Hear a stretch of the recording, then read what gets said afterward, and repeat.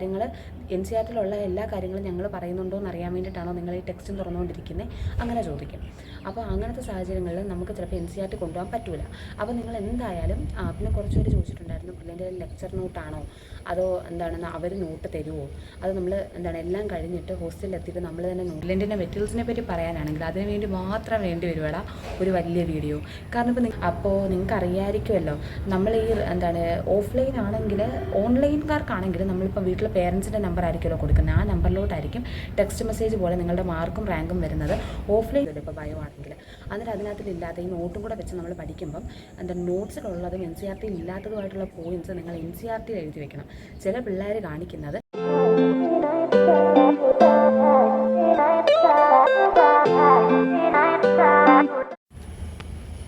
Hello guys, അപ്പോൾ എല്ലാവരും എന്ത് പറയുന്നു? സുഖമായിട്ടിരിക്കുന്നു? ഞാനിവിടെ സുഖമായിട്ടിരിക്കുകയാണ്. അപ്പോൾ ശരിക്കും പറഞ്ഞാൽ എനിക്കിപ്പോൾ റീസെൻ്റ്ലി വരുന്ന കമൻസ് എന്ന് പറയുന്നത് ബ്രില്യൻറ്റിൻ്റെ മെറ്റീരിയൽസിനെ പറ്റി പറയുമോ, ബ്രില്യൻറ്റിൻ്റെ ക്ലാസ്സസിനെ പറ്റി പറയുമോ, അങ്ങനെയൊക്കെയാണ്. അപ്പോൾ ശരിക്കും പറഞ്ഞാൽ ബ്രില്യൻറ്റിൻ്റെ മെറ്റീരിയൽസിനെ പറ്റി പറയാനാണെങ്കിൽ അതിന് വേണ്ടി മാത്രം വേണ്ടി വരുവാടാ ഒരു വലിയ വീഡിയോ. കാരണം ഇപ്പോൾ നിങ്ങൾക്ക് ചെല്ലുമ്പോൾ അറിയാം, അല്ലെങ്കിൽ ഇപ്പോൾ റിപ്പീറ്റ് കഴിഞ്ഞ് റിപ്പീറ്റിന് പോകുന്നവർക്കറിയാം എന്തുമാത്രം മെറ്റീരിയൽസാണ് ബ്രില്യൻറ്റിൽ നിന്ന് തരുന്നതെന്ന്. ബ്രില്യൻറ്റിൽ നിന്ന് ശരിക്കും പറഞ്ഞാൽ ഒരു സബ്ജക്റ്റിന് ഒരു മിനിമം ഒരു 8 മെറ്റീരിയൽസ് എങ്കിലും നിങ്ങൾക്ക് കിട്ടും. അതിൽ നമുക്ക് ഒരൊറ്റ മെറ്റീരിയലേ കാണത്തുള്ളൂ അവിടെ തന്നെ വർക്കൗട്ട് ചെയ്യുന്നത്. ബാക്കി എല്ലാം നമുക്ക് റെഫറൻസിന് തരുന്നതും വേറെ ക്വസ്റ്റ്യൻസ് നമുക്ക് അറ്റംപ്റ്റ് ചെയ്യാൻ വേണ്ടിയിട്ട് തരുന്നതൊക്കെയാണ്. അവിടെ ചെയ്യിക്കുന്ന ആ ഒരു മെറ്റീരിയൽ തന്നെ അത്യാവശ്യം നല്ല രീതിയിൽ ടഫാണ്.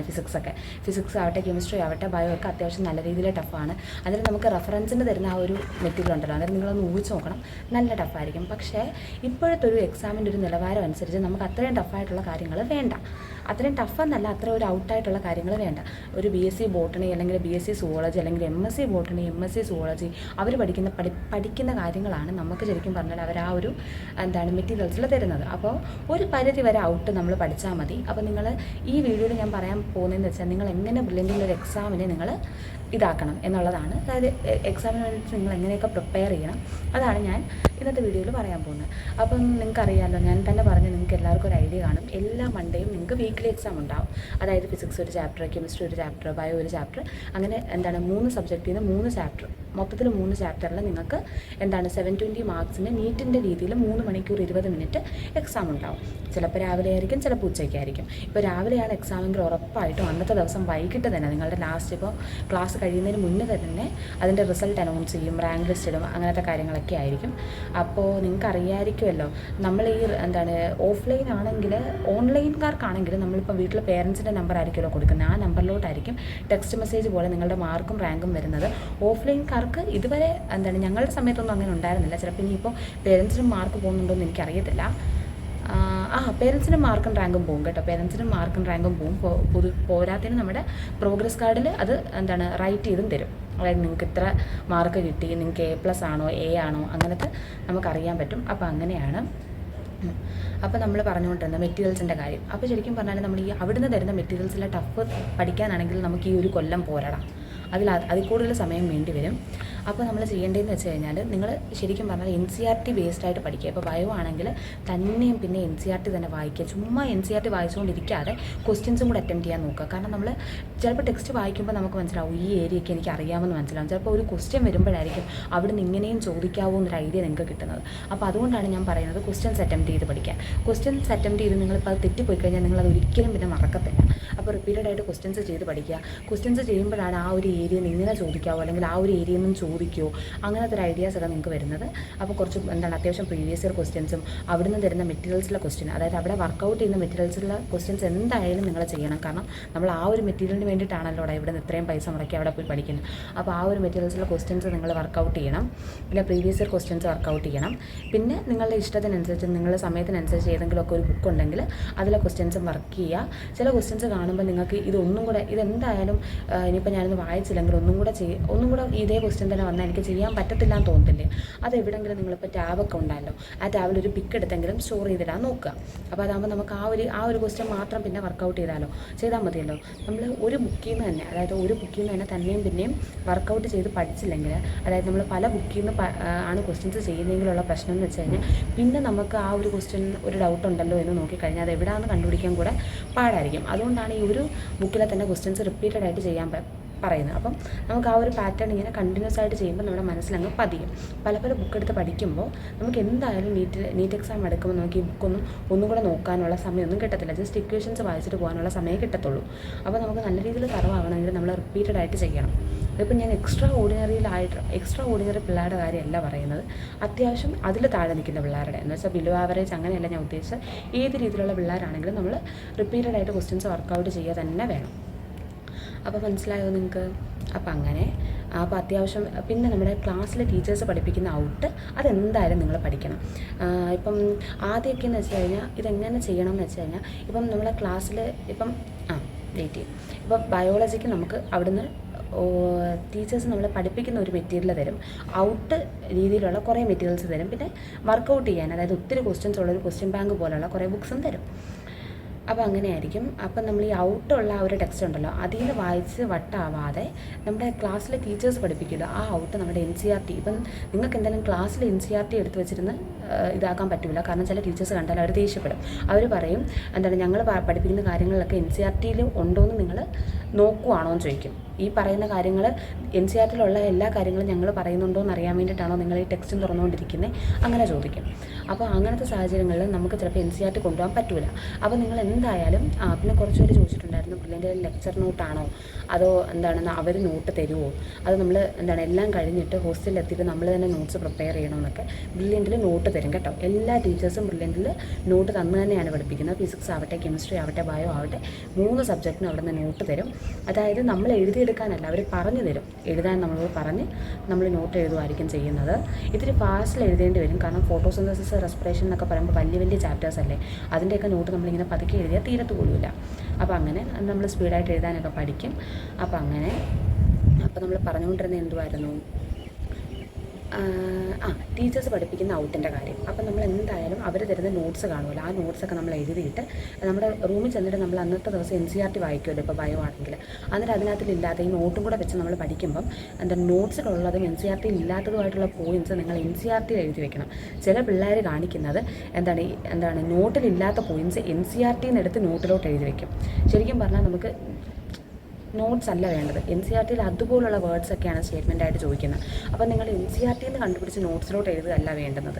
നോട്ട്സിലുള്ള എക്സ്ട്രാ പോയിൻറ്റ്സ് ടെക്സ്റ്റിലോട്ട് എഴുതാൻ വേണ്ടത്. എന്ന് വെച്ച് കടച്ചാണി മൊത്തവും വാരി എഴുതി വെച്ച് കഴിഞ്ഞാൽ പിന്നെ നിങ്ങൾക്ക് ആ ടെക്സ്റ്റ് തുറക്കാനേ തോന്നില്ല. അപ്പോൾ അത്യാവശ്യം മിനിമൈസ്ഡ് ആയിട്ട് അത്യാവശ്യം ആവശ്യമുള്ള പോയിൻറ്റ്സ് മാത്രം എഴുതി വയ്ക്കുക.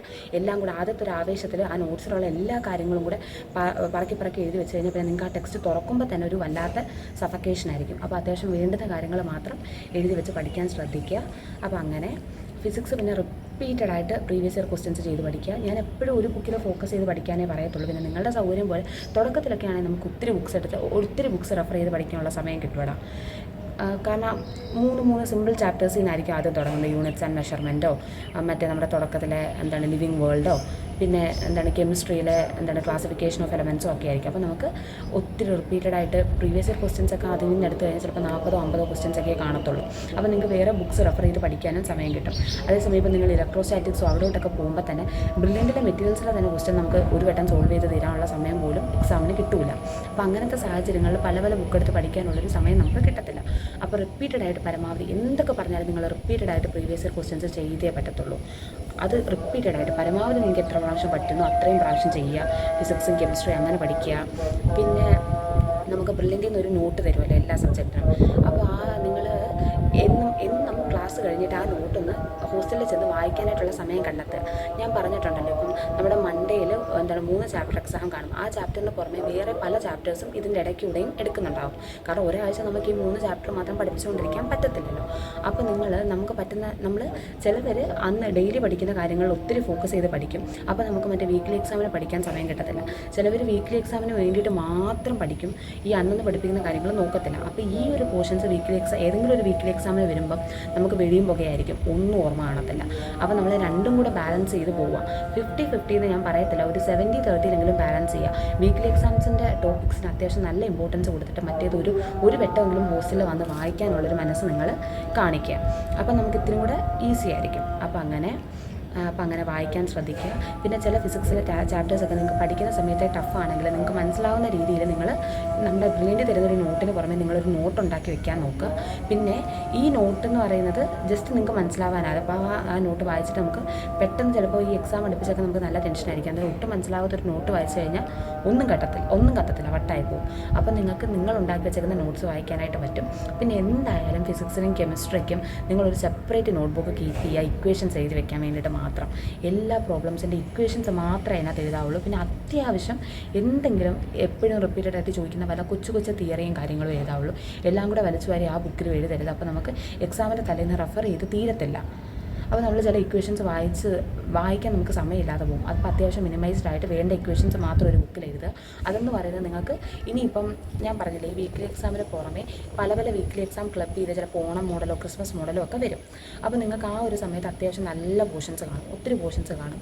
അപ്പോൾ നമുക്ക് ഈ ഇക്വേഷൻസ് വായിച്ച് റെഫർ ചെയ്ത് ജസ്റ്റ് ആ പ്രീവിയസ് ഇയർ ക്വസ്റ്റ്യൻ ബാങ്കിലെ ക്വസ്റ്റ്യൻസ് ഒക്കെ വർക്കൗട്ട് ചെയ്തിട്ട് പോയി എഴുതാനുള്ള സമയമേ കിട്ടത്തുള്ളൂ. അപ്പോൾ അങ്ങനത്തെ ഒരു പർപ്പസിന് വേണ്ടിയിട്ടാണ് ഒരു ക്വസ്റ്റ്യൻ നിങ്ങൾ ഇക്വേഷൻസ് എഴുതി വെക്കാൻ വേണ്ടിയിട്ട് ഞാൻ പറയുന്നത്. പിന്നെ NCERT ബയോ എന്ന് പറയുമ്പോഴത്തേക്ക് റിപ്പീറ്റഡ് ആയിട്ട് വായിക്കുക, ക്വസ്റ്റ്യൻസ് വായിച്ച് തെറ്റിക്കുന്ന സ്ഥലം വീണ്ടും വായിക്കുക.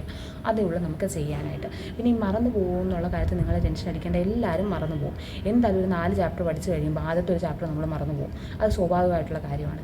അതാണ് ഞാൻ പറയുന്നത്, ഒത്തിരി സമയം എടുത്ത് ഒരു ചാപ്റ്റർ പഠിക്കുന്നതിനെക്കാട്ടിലും നല്ലത് നിങ്ങൾ അത്യാവശ്യം പെട്ടെന്ന് പഠിച്ച് വീണ്ടും അതൊന്നും കൂടെ വായിക്കാൻ നോക്കുക. നമ്മൾ എത്ര വട്ടം വായിക്കുന്നു എന്നുള്ളതിൽ ഭയങ്കര കാര്യമുണ്ട്. കാരണം നമ്മൾ ഓരോ വട്ടം വായിക്കുമ്പോഴായിരിക്കും പുതിയ ഓരോ കാര്യങ്ങൾ നമുക്ക് കത്തുന്നത്. ഒന്നും കൂടെ കത്തുകയും ചെയ്യും, പിന്നെ അതങ്ങ് മനസ്സിൽ ഉറക്കുകയും ചെയ്യും. അപ്പോൾ അതങ്ങനെ.